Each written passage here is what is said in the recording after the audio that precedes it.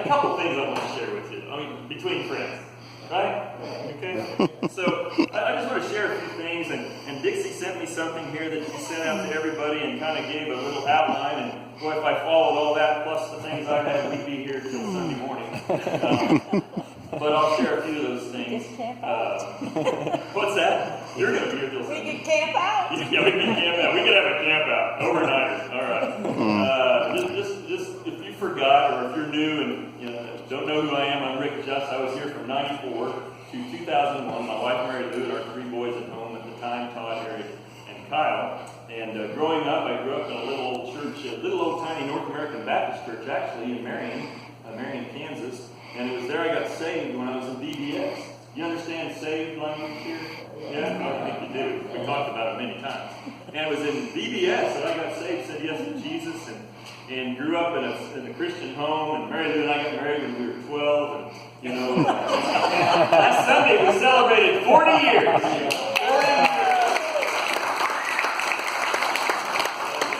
It's amazing, and was involved in many things in vocation and so forth. And we were going out to Olney, this little Methodist church out in the country in Marion County, and we were singing in a quartet at the time. Mary Lou was playing the piano, and I was in some church leadership and was in Disciple Bible Study in 1987. And those of you who are in Disciple, remember at the end of Disciple, there's something called Marks of Discipleship. And there's some questions that are asked, and it's kind of where the rubber meets the road. And the rubber was meeting the road for me. And I had a pastor named Steve Rankin who kept saying, hey. Well, long story short, felt the call into ministry in 87 and 88. We sold everything, honestly.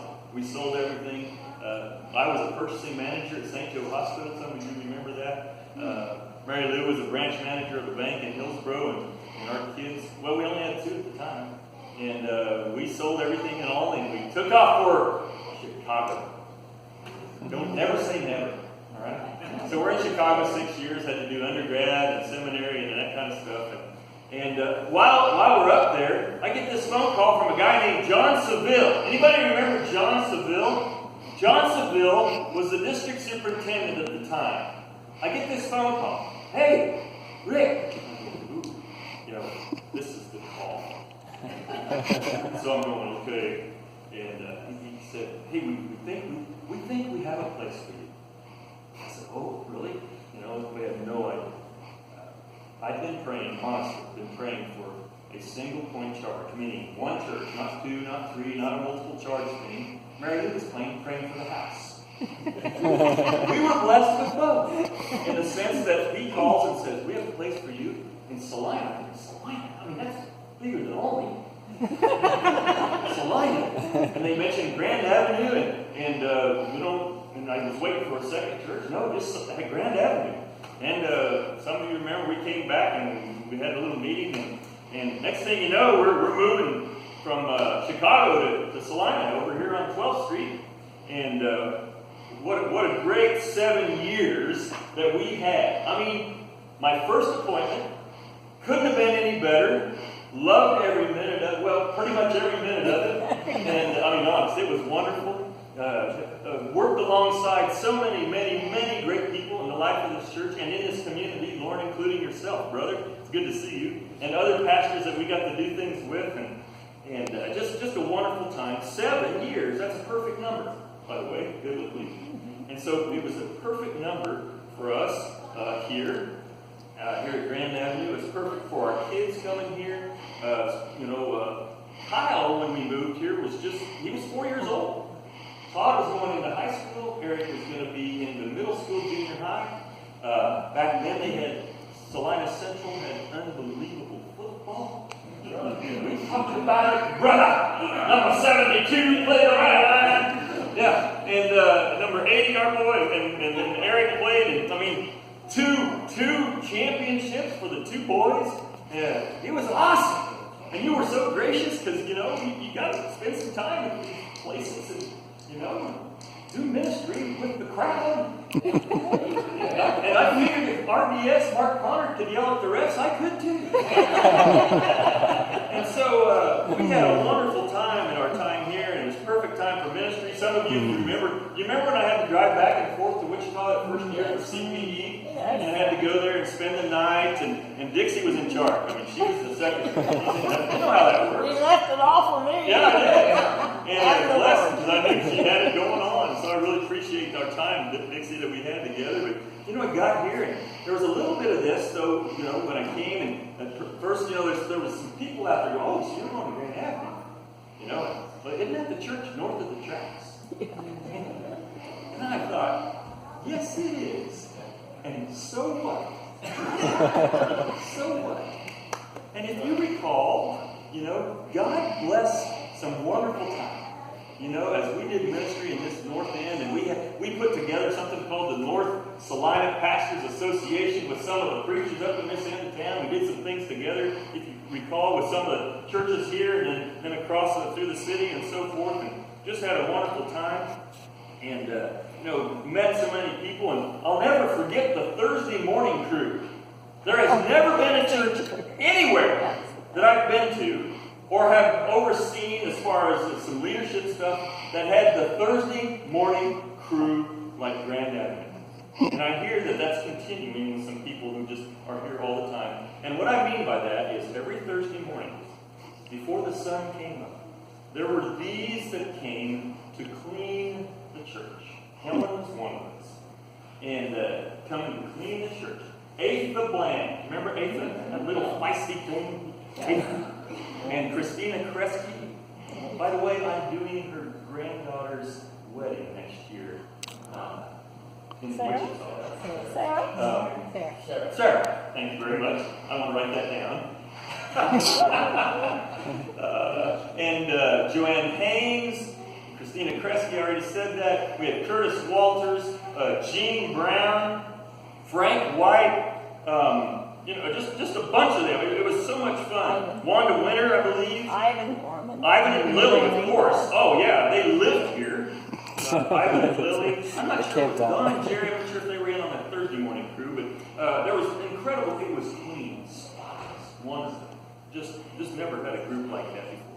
Andrea, remember starting the Discovery Club with a school across the street. Yeah. We had all these kids coming over here after school. And the thing I remember about that was, I remember, Andrea, one time that we'd circle these kids up and we'd pray with them. And they began to share some things. And I had a little group of about 10 or so. And out of those 10, either 5 or 6 of those, Dad was in jail. And that was the heartache, the pain they were going through.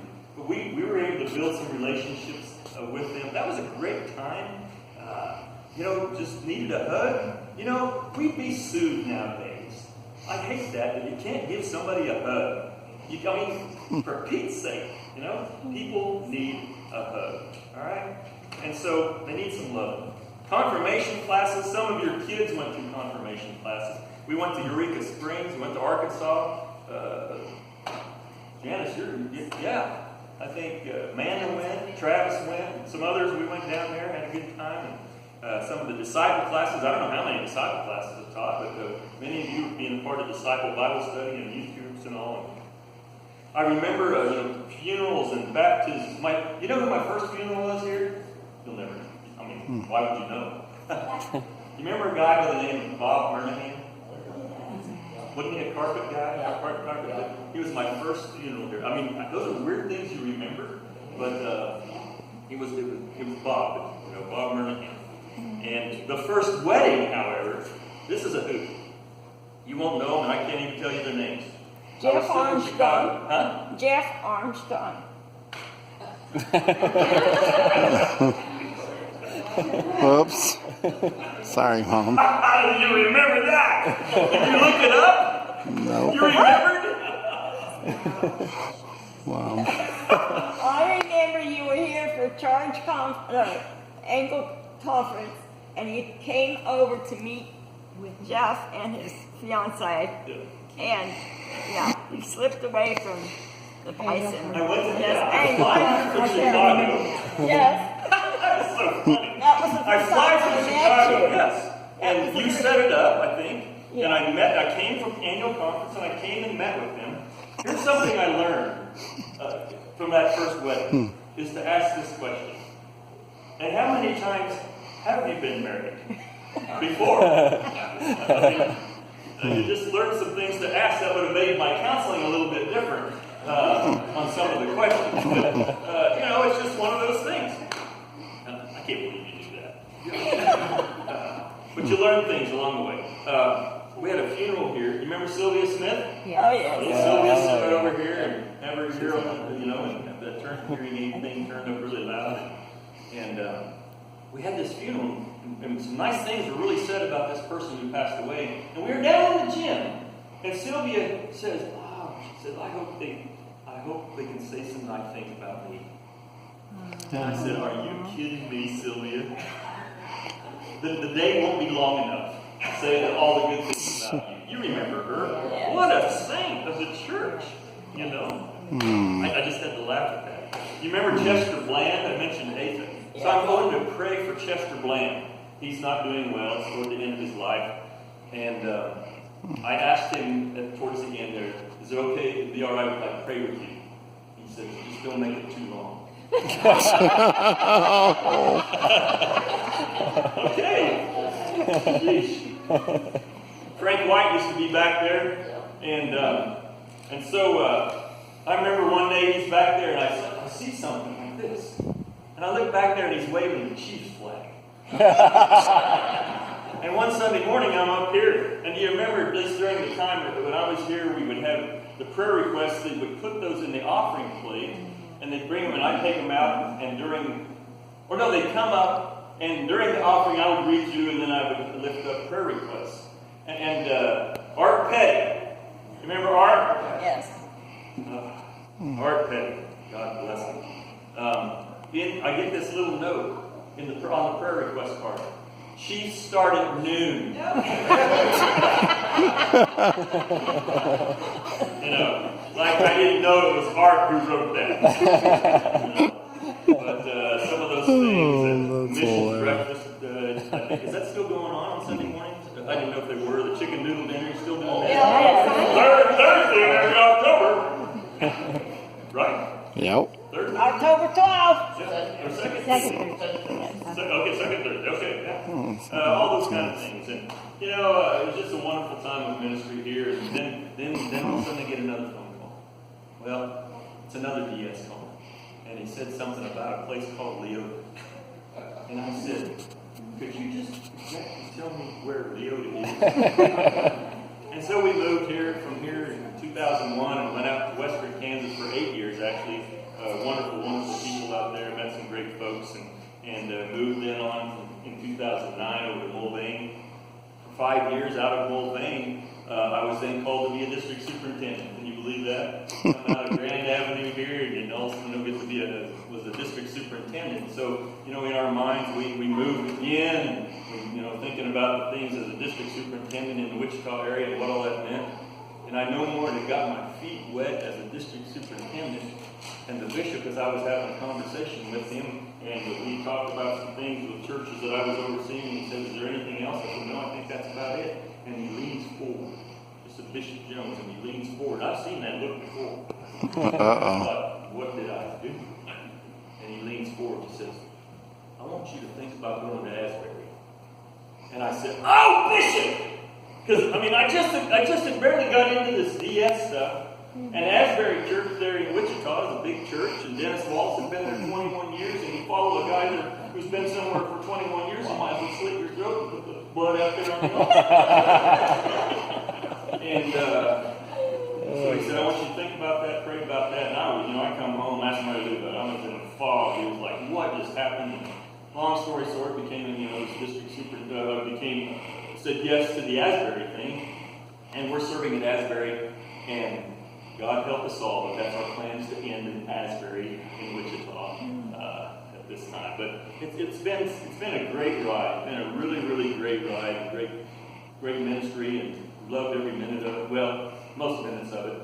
There's been some days, but I don't know. Do you have a picture of the kids? Is it there? Okay. Well, if you want to see a picture of the kids, check with Mary Lou afterwards. I sent it here, but sometimes things happen. We have 3 boys. All 3 are married. 4 grandkids. We're going to go see the oldest one for his 10th birthday tomorrow already. So it's crazy. I mean, and it's Eric's, the middle one. Eric and Andrea, they have a 10-year-old and then a 7-year-old, 8-year-old daughter. And then Todd and Melissa live up in Minneapolis. They have a 9-year-old boy and a 7-year-old girl. So 4 kids. Fun times. I think at Grand Avenue, though, I can't help but think of one thing. And you know what I'm going to say.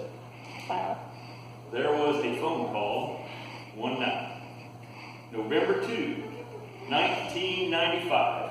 The phone is ringing off the wall. Somebody is pounding on the door. And I'm grabbing the phone and trying to run to the door at the same time.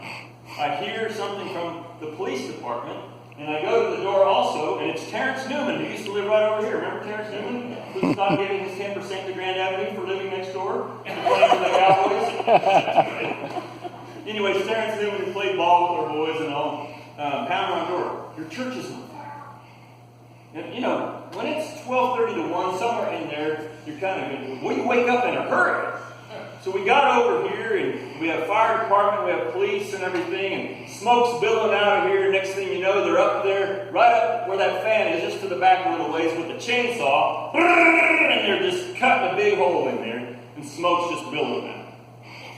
Wilma Ray, who I guess just passed away, is that right? Bless her heart. All of a sudden she pulls up, and she was part of Red Cross, and they showed up for people who were helping and so forth.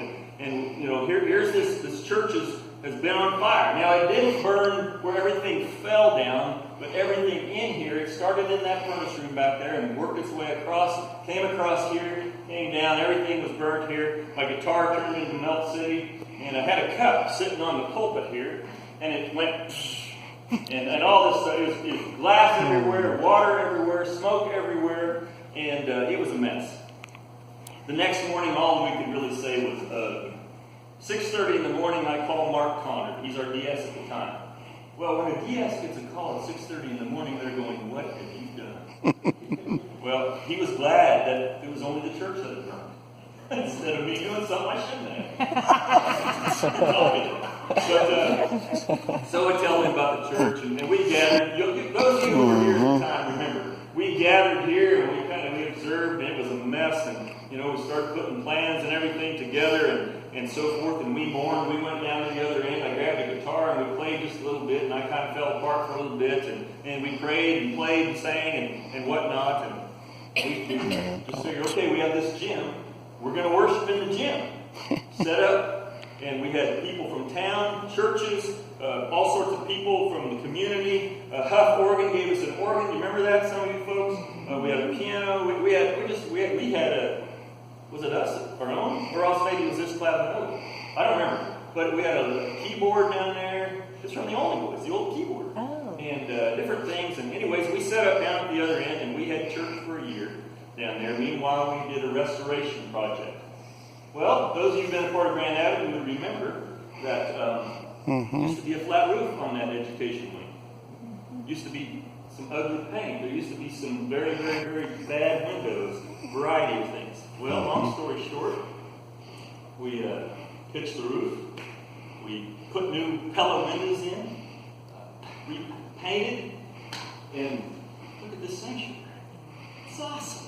I mean, said, let's open this baby up. Let's make it so we can move things around if we need. We got these things here so they can move if need to be, and all that kind of stuff. And Jack Frayne was the chair of trustees at the time. Jack and myself met with, I think his name was Chuck, the general contractor, every Wednesday down in the kitchen, and talked about things. And we put together, we told the church, I think we really told rather than asked this type of thing. I think we told the church that we are putting together a building committee, and you're going to have to trust us, because we can't have a meeting every week and vote on things. You're just going to have to trust us. And the church was awesome. I only got one phone call. You're going to laugh if we called me on this. I got a phone call from Sandra Lenz, who said, I don't know if we're going to like the white on the ceilings up there.